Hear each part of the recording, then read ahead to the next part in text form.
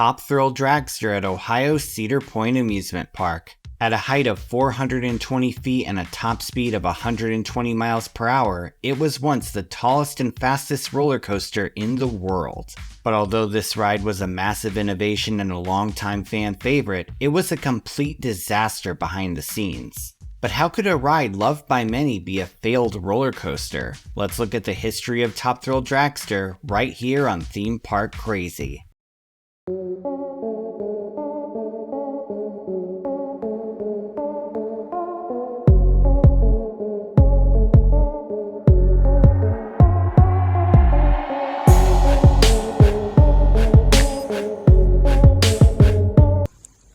In 2002, Cedar Point was coming off the heels of two successful new coasters. In the year 2000, Millennium Force made its debut as the first full-circuit coaster to hit the 300-foot mark. Then in 2002, the now-defunct Wicked Twister hit the scene. At the time, Dick Kinzel, who was the CEO of the park's parent company Cedar Fair, was looking to turn the park into a major roller coaster destination. His tenure not only saw the installation of Millennium Force and Wicked Twister, but the introduction of other famous coasters like Raptor, Mantis, and Magnum XL 200.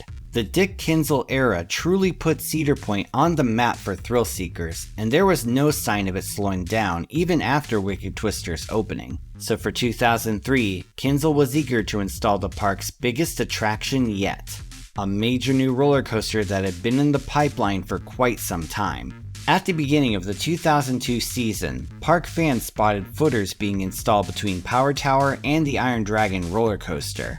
This would later be the site of a long clearing of land for the ride's construction. Before the end of the 2002 season, anticipation among coaster enthusiasts reached a fever pitch. The park's fans were eager to know what this new thrill ride would be, and speculation ran wild on enthusiast websites like Coaster Buzz, Theme Park Insider, and Guide to the Point. The excitement in the community was undeniable, and every new development in the construction process was closely followed and analyzed. Meanwhile, Kinzel seemed to relish in the sense of mystery surrounding the project. During the fall meeting of the International Association of Amusement Parks and Attractions, he addressed questions about the massive yellow supports rising above the trees. Kinzel, with a sense of mischief, responded with, "Oh, those? That's the base of the golden arches for the world's largest McDonald's." This playful response only fueled the curiosity of parkgoers and coaster enthusiasts even further. As the ride's construction continued, speculation grew even further, making it one of the most highly anticipated attractions in amusement park history. Early on, word got out that Top Thrill Dragster would be an accelerator model by Swiss manufacturer Intamin. At the time, only one of these coasters had been installed, and that was the appropriately named Accelerator at California's Knott's Berry Farm. Yep, an accelerator named Accelerator. This new style of roller coaster utilized a first-of-its-kind hydraulic launch system to provide high-speed thrills to passengers. But while Accelerator had a top height of 205 feet and a top speed of 82 miles per hour, the proposed ride at Cedar Point was set to absolutely shatter those stats. It became clear that this coaster would go beyond what seemed like the limits of a roller coaster. At the dawn of 2003, Cedar Point still hadn't officially announced the ride. Fortunately for park fans though, the big reveal would come on January 9th, 2003. Epilepsy warning for flashing lights and colors. Introducing Top Thrill Dragster. Coming in 2003 to Cedar Point. Hot drag racing action like you've never had it before. Leave the station. Launch 0 to 120 miles per hour in less than 4 seconds. Go straight up 420 feet. Got the guts.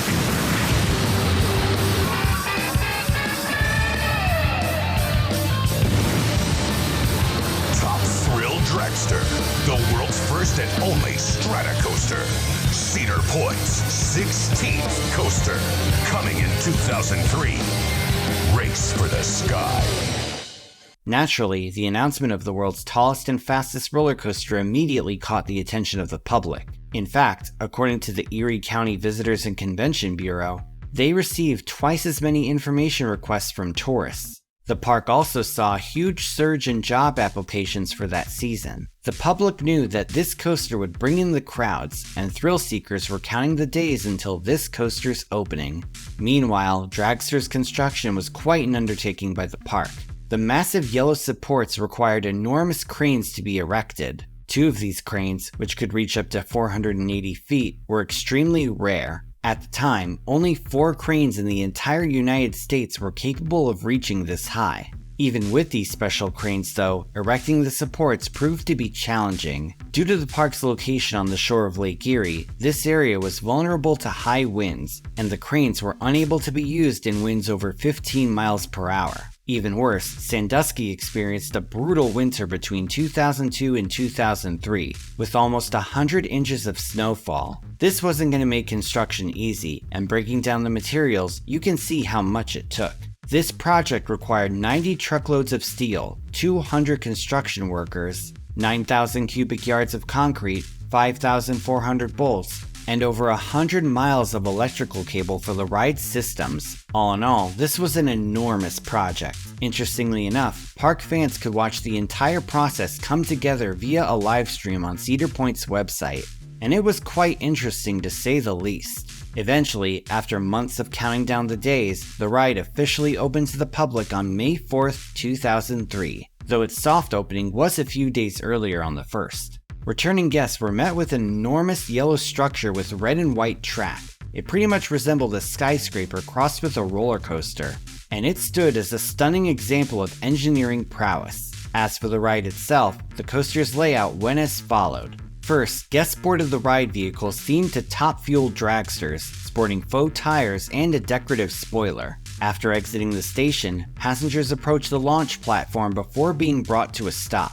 After a buildup of anticipation, the lights count down to green and a hydraulic launch shoots guests from 0 to 120 miles per hour in just 4 seconds. After reaching top speed, the train swiftly ascended to the towering top hat element through a twisted track section. After cresting the peak and taking in the vista, the train descended another twisting track section before leveling out. Finally, passengers crossed the finish line and reached the final brake run. Indeed, the ride experience was quite short, lasting less than half a minute from the launch to the finish line, but with the coaster lacked in length, it more than made up for in thrills. The force of the launch, combined with the pulse-pounding view at the top, made this coaster an instant hit upon its opening. Like a shot of tequila, this brief ride packed one hell of a punch. This coaster was lauded by passengers and seasoned coaster enthusiasts. Coaster Buzz Club member Dan Haverlock said, "I think it's going to be unmatched for a long time." European Coaster Club member Justin Garvanovic called it totally exhilarating. And Coaster Buzz creator Jeff Putt said, "Most people found the ride to be a religious experience." Despite this cavalcade of praise though, this coaster would soon face a heap of trouble.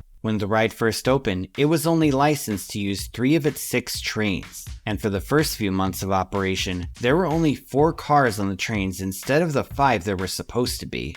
This severely hampered Dragster's capacity, meaning guests would have to wait up to 4 hours in line. The line situation was so severe that Cedar Point started handing out bathroom passes to guests in line so they could leave and come back. But this was only the tip of this coaster's iceberg. Around just a month after its opening, 2 components of the coaster would fail. First, there was a reported incident involving one of the Goodyear tires falling off a train on May 25th.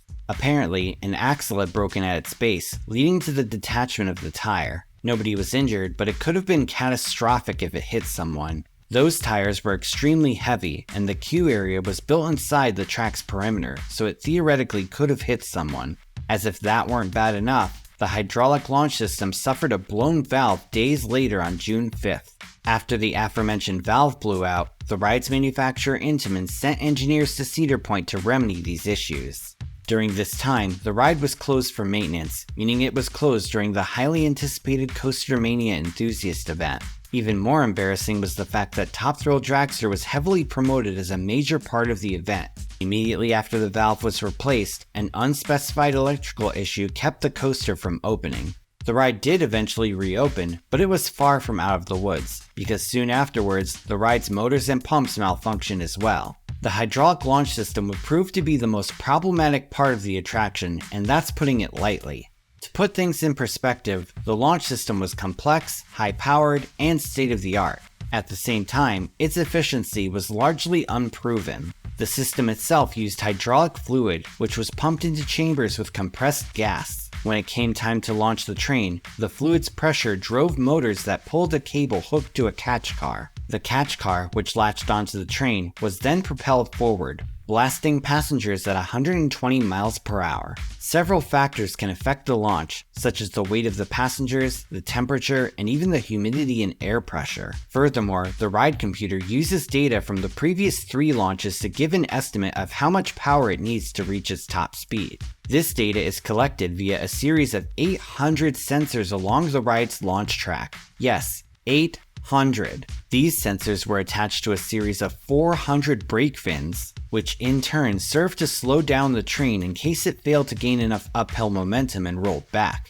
On the bright side, many people loved getting rollbacks, and it was considered a credit of its own. The sensors proved to be another issue entirely. If any one of those sensors failed, the computer would detect an error, potentially shutting down the ride. With literally hundreds of sensors along the track, the chance for error was much higher than with most other roller coasters. Although the coaster itself was considered to be a must-do attraction by thrill seekers, officials behind the scenes were absolutely seething with anger. Dick Kinzel himself was extremely frustrated, saying, quote, "This is the most frustrating ride I've ever been through. We'll think we have it solved, and then 6 hours later it's down. Everyone asks what the problem is, but we just don't know. I don't think the manufacturers know." When it came to getting their newest coaster operational, it was clear that the park was in for one hell of a doozy. Shortly after the incident with the tire falling off, the mock tires and the spoiler were removed from the back of the trains. These were replaced with another row of seats. This not only prevented those loose parts from falling off, but the extra seats added to the ride's capacity.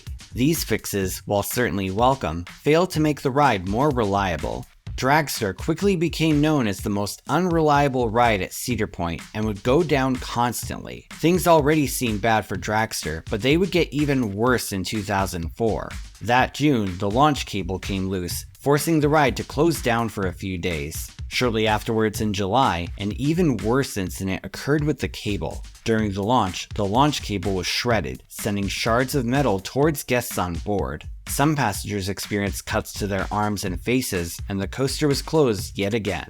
It goes without saying that park officials were royally pissed off with this installation. In 2005, Dick Kinzel was interviewed by the Motley Fool radio show on NPR. During the interview, he said of Dragster, quote, "The way I feel right now, the worst decision we ever made was putting that coaster in." Damn, that's harsh. But can you blame Kinzel? His company had spent $25 million on a ride that's behavior and temperament pretty much made it the Caillou of the coaster world. On top of everything, 2005 also saw the debut of King to Cod, New Jersey Six Flags Great Adventure. This was the same model as Dragster with almost the exact same layout, but it was taller and 8 miles per hour faster. This meant that Dragster was no longer the tallest and fastest roller coaster on Earth, which had to suck for Cedar Point's marketing team. Throughout the years, Dragster's issues persisted. Breakdowns, capacity issues, technical problems, mechanical failures, the works. Still though, because the coaster was so popular, Cedar Fair pretty much moved heaven and earth to keep it running as a top attraction. I'm pretty sure Top Thrill Dragster being one of the premier rides here, pretty sure we're going to do anything we can to keep it going for another 10, 15, 20 years. Unfortunately, the coaster as everyone knew it was pretty much running on borrowed time. In 2016, another incident saw 2 people receive minor injuries when the launch cable detached from the ride. But while this was much less severe than it could have been, a much more serious incident happened 5 years later. On August 15, 2021, one of the trains had just entered the brake run. Suddenly, an L-shaped piece of metal on the train collided with part of the track. This part, known as a flag plate, was meant to interact with the sensor system. After striking the track, the plate was flung through the air, striking a woman waiting in line in the back of the head. The guest was severely injured, and although she survived the incident, she received a permanent traumatic brain injury. The ride was closed immediately after this incident in order for an investigation to be conducted by the Ohio Department of Agriculture. Investigators found loose bolts, signs of wear, deformation, and impact marks on train cars and sections of the track over the spot where the flag plate broke off.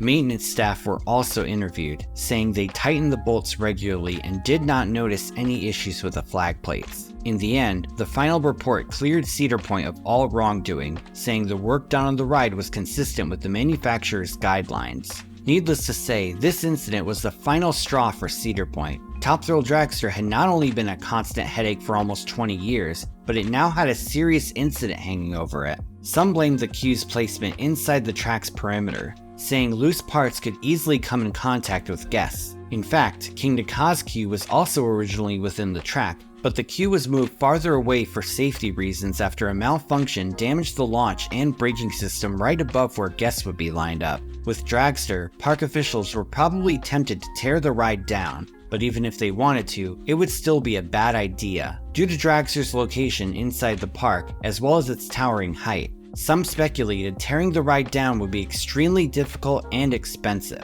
Knocking it down would risk damaging nearby attractions, and even if it were easy, the park would still be removing one of its most popular attractions. So instead of spending a fortune just to remove an A-list ride, Cedar Point sought to give it a makeover and make it profitable again. With this new makeover, Cedar Point officials had several main objectives. 1. Improve reliability. 2. Remove the factors that caused the 2021 incident. 3. Do so at a reasonable cost. With these three goals in mind, Cedar Fair started looking for a way to improve and reopen the coaster. Obviously, the hydraulic launch system had to go. While it definitely was an admirable innovation in engineering, the technical and mechanical headaches it caused were far too troublesome to deal with anymore. Even before the 2021 incident, many had pointed out that the system was clunky, and that a magnetic system would be much more reliable. But the only problem with a magnetic launch is that it's not as high powered as a hydraulic launch. Top Thrill Dragster actually had its launch track shortened during development to avoid having to tear down the nearby Gemini coaster. So there simply wasn't enough space to make the trains launch fast enough to clear the top hat, at least not without changing the existing layout. Until the incident, it's unlikely anyone had really thought about seriously changing the ride. Afterwards though, officials started brainstorming ideas on how to effectively replace the launch. The first thing they did was look around at different ride manufacturers to see what they could do. Soon enough, they decided to contact Italian manufacturer Zamperla, a seasoned ride company with a rich history in the amusement industry. Cedar Fair officials were intrigued with Zamperla's new innovations, including their lightning train design. This new train had the ability to go from 0 to 120 miles per hour using an LSM launch, so it would be enough for Dragster. From there, a plan was made to utilize a new swing launch system to make the most out of a short section of launch track. This would involve starting with a milder magnetic launch that took guests up the top hat before the train rolled backwards through the launch into a new track section. This new track spike will allow the train to gain even more momentum before it passes through the launch a third time. For this launch, the train will reach the advertised 120 miles per hour and have enough momentum to clear the top hat. So with the plans in place, Cedar Point started putting everything together. Finally, on August 1st, 2023, the reimagined coaster would be announced. Top Thrill 2. This coaster is set to make its debut in 2024, featuring a new launch, new trains, and a new color scheme. Some have praised the new design, saying it solves many of the old ride's problems, especially with that new swing launch. Still though, others lament the removal of the more forceful launch and the old iconic color scheme. This attitude perfectly reflects this ride's history at Cedar Point. For years, Top Thrill Dragster was adored by the thrill-seeking public. The burst of speed, the towering height, the iconic design, all of these made the ride a fan favorite. But just because the ride is loved by park guests doesn't mean it's loved by park officials. The story of Top Thrill 2 is still being written, and we'll see how the new ride turns out next year. But for now, Cedar Point officials and Dick Kinsel himself are likely to keep seeing the original as one of the biggest failures in roller coaster history. Now it's time for the comment shoutout program. This is where I take 5 random comments from my previous video and read them out. These comments come from my video on roller coaster rumors. Lachlan Jenkins says, "To be honest, all those rumors, especially with the RMC Son of Beast, made me die with laughter." Sharknado Man 101 says, "Good to see your videos again, man. They really delve me into learning more about the world of amusement parks. Thanks, Theme Park Crazy, and thank you, Sharknado Man, for watching." New Clothes says, "Oh my god, I never heard the rumor about the net-catching coaster trains. I fell out laughing. Growing up in the 70s and 80s, we didn't have nets under coasters, so when I first saw them in the 90s, I automatically knew they were there to catch loose items. I mean, no other idea entered my head as to why they were there. To say they are there to catch a falling train, loaded with heavy people, is beyond laughable. And you said an adult said that? I'm afraid he was just trying to be funny, but I doubt it. Man, that rumor gave me a nice Saturday night laugh. Thank you. You're very welcome, New Clothes. Fishman says, no way someone thought that a net would catch a coaster train. And Snow Ghost Film says, I always got the idea that Son of Beast and the 500-foot T-Rex were not real life, just fantasies. Didn't stop me from trying to design them though. If you want to see your words in my next video, leave a comment down below and it may be selected. Please note though that inflammatory or spam comments will not be read. Thank you all so much, and if you want to support me on Patreon, you can do so once again at the link in the description. Thanks for watching everyone. Feel free to like, share, and subscribe. You can follow me on social media on Twitter, Instagram, and Facebook, or you can check out my website at themeparkcrazy.com. And I'm on TikTok. This is Theme Park Crazy, and I'll see you all next time.